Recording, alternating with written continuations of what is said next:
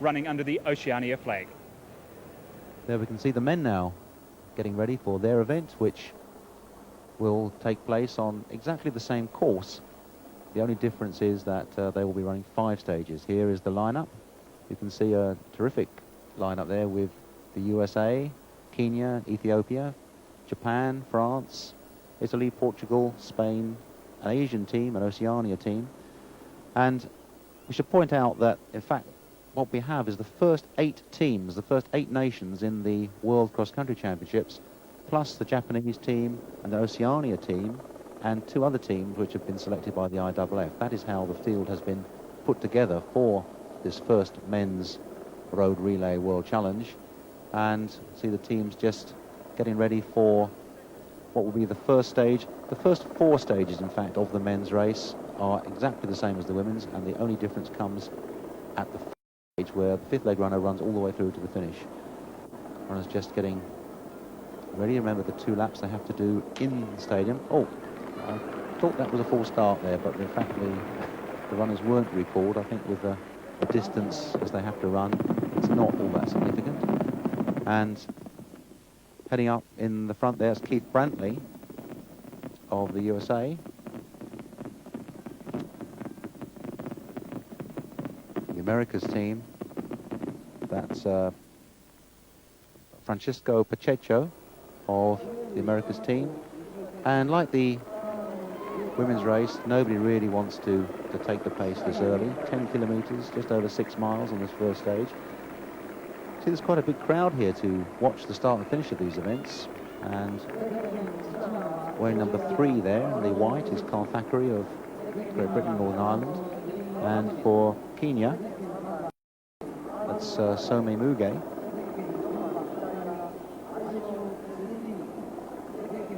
As the runners heading round to the end of the 400 meters, we'll see what sort of time they cover 400 meters in as an indication of the sort of pace that they'll be doing. Again, it's for the Americas team there, still Francisco Pacheco, still leading there, and Some Muge of Kenya, as they leave the stadium now, 2 minutes 55, 56, obviously going quite a bit faster as you'd expect than the women's race. And there they go, Keith Brantley in the red there for the United States, leading them out. And it seems very much like the women's race, that they jogged round the 2 laps, and then once they got out onto the road, they could feel the firm surface of the road beneath their feet, a race really developed. And before that, everybody was reluctant to lead, but you can see already the pace up a little tiny bit here. Brantley in the red there, and for the Americas team in the all blue, that is Pacheco. Carl Thackeray in the white, and Muge for Kenya. Kenya, the surprise world team cross-country champions earlier this year. And Ethiopia also taking part, of course, in this event. Bulti, running for Ethiopia in this first leg, will be very, very keen to show that that was just one occasion on which they weren't quite together, shall we say. They lost their world cross-country team title. Here a reminder of the course they do, that first 10 kilometers there. This is the leg that we're seeing at the moment. And the second leg heads back towards the stadium and branches off just before. And they have this twist and turn, then out the 25 kilometer point, and then the turn back towards 30 kilometers, following the course right back to the stadium again. The marathon course is used in the IAAF Marathon Cup in 1985 in total, and 5 stages, only 5 stages. The first 4 stages exactly the same as the women's race, but when it comes to that last leg, the 5th leg, in fact, with the men's race, the last leg runner has to run 12.195 kilometers. Here is Carl Thackeray in the white for Great Britain, and he is going along quite a clip. I think already we're seeing the field breaking up here. We can see the leading contenders at this point. There's Thackeray wearing number 3. They're running the European Championships in Stuttgart for Great Britain, the 10,000 meters. And he is making the pace with coming to 7 kilometer point. And Thackeray really stretching away now. We can see behind the field stretching out. There's Monaghetti, the Australian nearest. running with Semi Muge of Kenya. They're in 3rd and 4th place at the moment with 8.3 kilometres gone. And they'll be very soon getting ready to hand over at that 10-kilometre point, handing over those sashes. And the leading two here, Bulti of Ethiopia in the red and Thackeray for Britain in the white. In the lead, this is the early leader who's going backwards really now, Pacheco. And John Solly, they're waiting to take over from Carl Thackeray for Great Britain. That's John Solly taking over now, the Commonwealth 10,000 metres champion.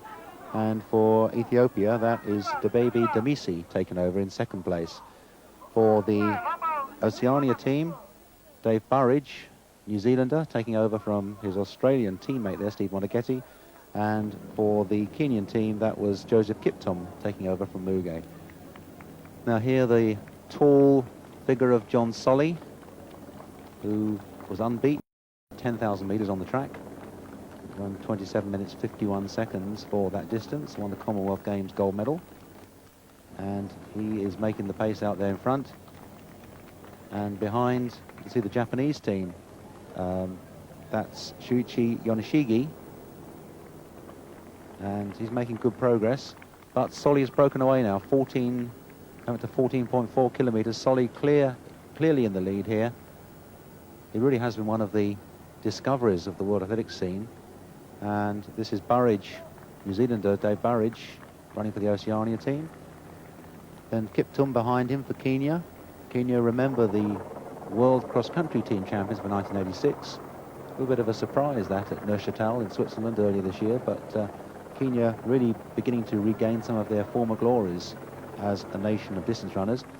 But for Japan, that's Yoneshigi. He's overtaking Boff at this point. Going very, very well. Of course, the Japanese crowd here, delighted to see the Japanese team moving through. Got a terrific amount of encouragement around the course here, Yoneshigi.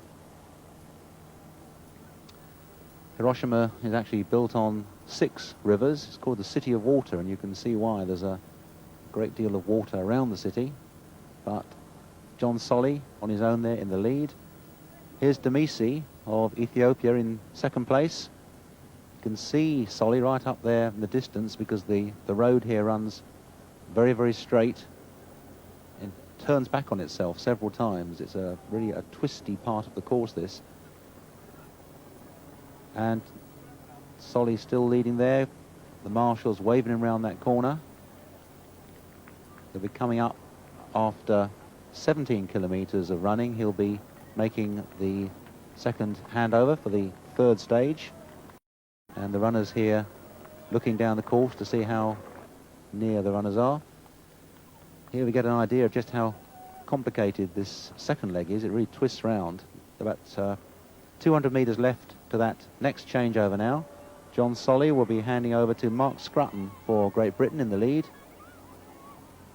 Mark Scrutton, somebody who's very, very experienced in road races all over the world. And Solly really has opened up a big lead. Remember, he took over practically alongside Demisi of Ethiopia. Big crowd gathered here at the 17-kilometre point. But Solly running very, very strongly. And he'll be handing over. Here's Scrutton, wearing number 3 for Britain, just looking down the course at the 17-kilometre point, ready for this takeover. Solly takes the sash off and hands over to Scrutton. This 3rd stage is 8 kilometres. And coming in for the 2nd changeover for the Ethiopian team, this is Demisi handing over to Bakila Debele, who was the 1983 World Cross-Country Champion. So the Ethiopians be very, very keen for Debele, who was actually 4th in this year's World Cross-Country Championships, to try to close that gap down. Burridge coming in now for the Oceania team. He's handing over to Andrew Lloyd. They're in 3rd place now. But still in the lead, Mark Scrutton. Has that long, loping stride. He's never raced more than 10 miles on the road. He's not a mountain runner by any means. Here, Kiptum is handing over to Morandi in 4th place for Kenya. And Yoneshigi is handing over to Nakayama in 5th place, and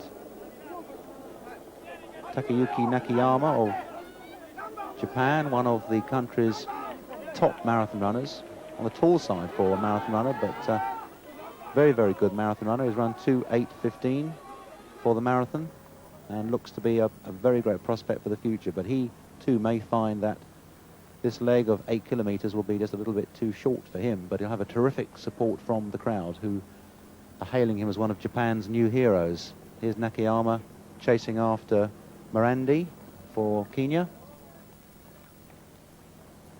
And back in the lead, Mark Scrutton still has a substantial gap he's holding on to.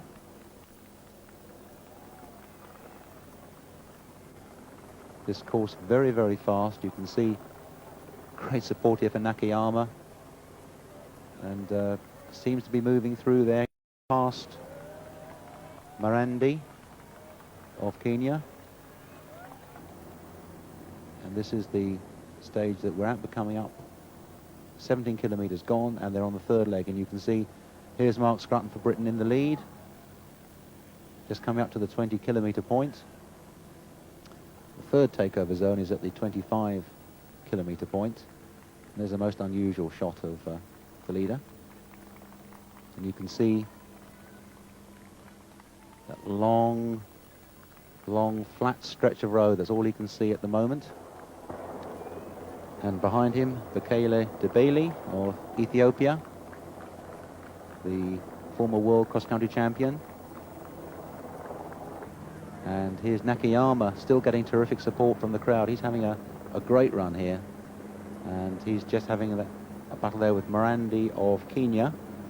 Absolutely side by there. And of course, the crowd very, very excited to see Nakayama running so well. Here's Mark Scrutton still in the lead for Britain. And for the Oceania team, this is Andrew Lloyd. They're in 3rd place at the moment. Scrutton will be coming up to the next change. This will be the 4th leg coming up, 4th of the 5 legs. And he'll be handing over to his British teammate, Dave Clark. Dave Clark, very, very experienced cross-country runner who's run in the IAAF World Cross-Country Championships many times for England. And he's looking down the road. Scrutton coming in very, very strongly, but in the background we can see Debele of Ethiopia, some, well, 100 meters perhaps behind, as Dave Clark takes the sash there for Britain, and away he goes on what is the penultimate stage of this IAAF World Road Relay Challenge. And I thought for a moment someone had dropped a sash, but I think maybe it's the Ethiopian sash has slightly come apart, but I don't think they'll be disqualified for that. This is Debele handing over to Melesi Faisa for Ethiopia. I don't know whether that means he won't be able to wear the sash, but he's just it seems as though it's okay. And for the Oceania team, that is Chris Tobin taken over from Andrew Lloyd. For Kenya, this is John Ngugi will be taking over here from Morandi. John Ngugi, the world cross-country champion. And he takes over now. Nakayama there, that terrific run. They had a terrific battle there. And Nakayama is handing over there to Ito. Kunimitsu Ito for Japan, but back with the leader, Dave Clark, and that gap seems to have stretched a bit more now. It was down to perhaps 100 meters at the takeover point, but I think Dave Clark is definitely stretching it out now. And for Kenya, Ngugi definitely pulling away from Ito in 4th and 5th place, but still Dave Clark leading for Britain. And in the background there we can see Faisa of Ethiopia battling away with Tobin of the Oceania team. They can see Dave Clark, and this is a situation a little bit reminiscent of the women's race, where the 2nd and 3rd runners were together trying to close that gap in the closing stages. There's one more stage after this, remember. That's a 12 kilometer point. Now they're just doing this rather tight 180-degree turn there.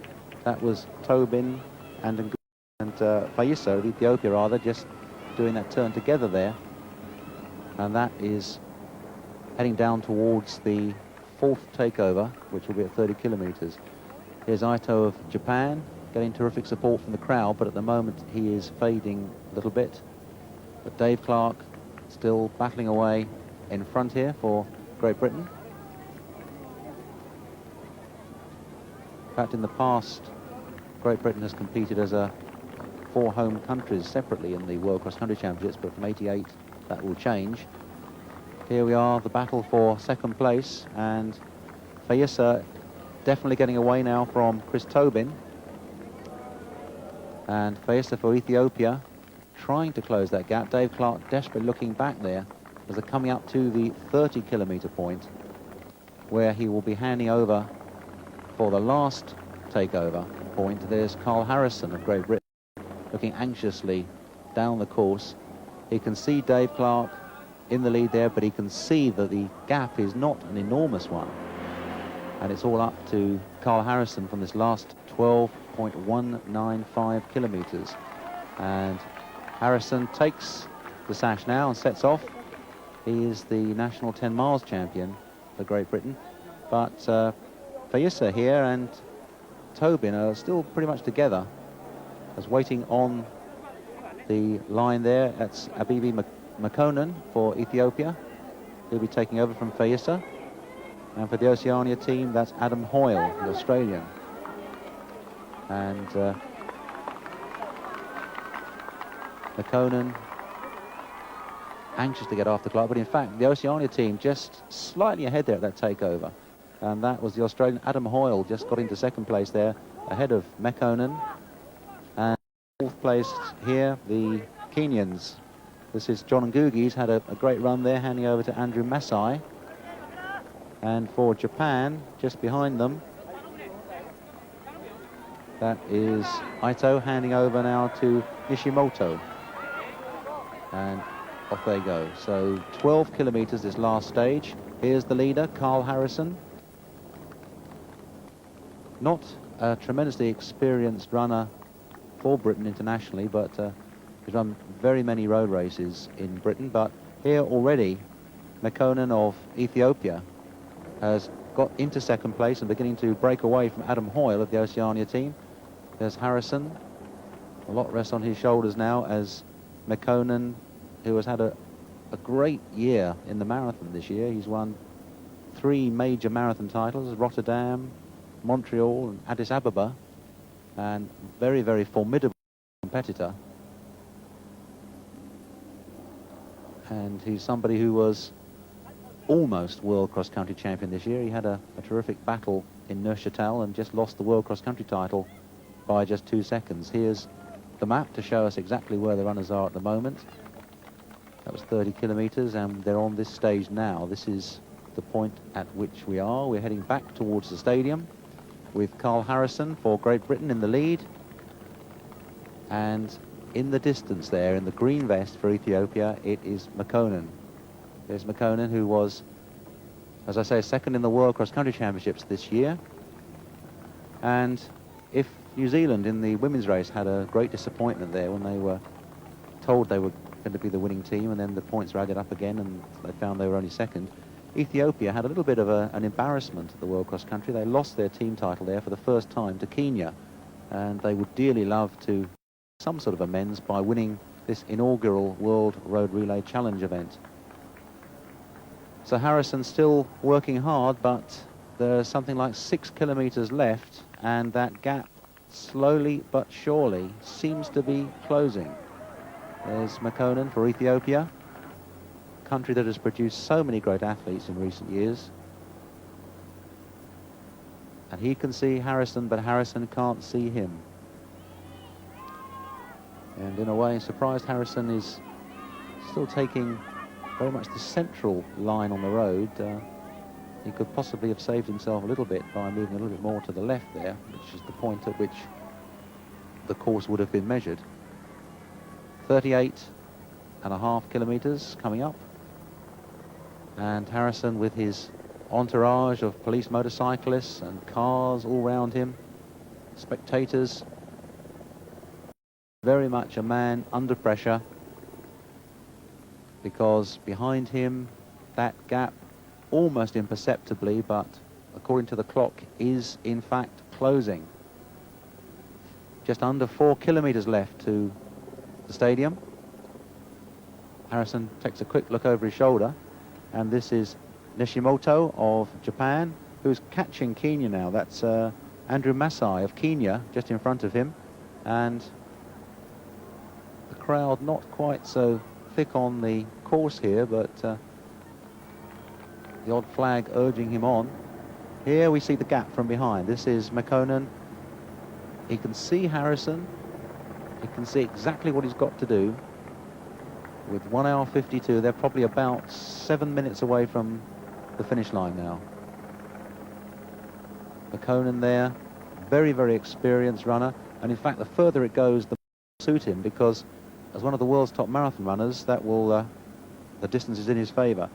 This is Nishimoto, ahead of Masai of Kenya now. And up at the front, Harrison not looking quite so fresh now. That gap is definitely closing there. Look, you can see how much McConan has cut back on Harrison, but they are getting very close to the stadium as well. This is going to be a terrific finish, because Harrison still has that lead. He knows he's practically within sight of the stadium, and yet he looks over his shoulder desperately, because McConan for Ethiopia is closing on him now.